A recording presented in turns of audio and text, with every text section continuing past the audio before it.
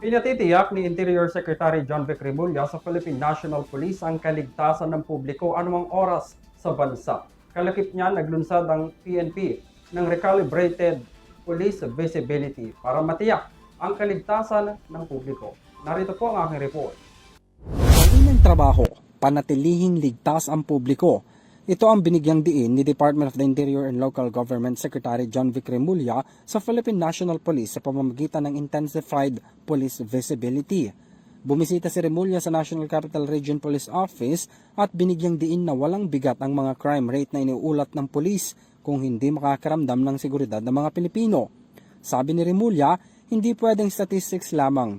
Dapat simula pagtulog hanggang paggising ng bawat individual ay maramdamang ligtas sila.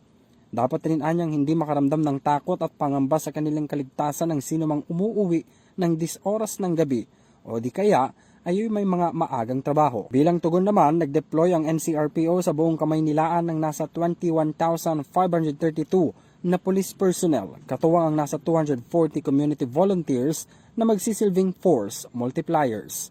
Ngayong araw rin ilulunsad ang Intensified and Recalibrated Police Visibility para sa mas maigting at pagpapanatili ng peace and order sa buong bansa.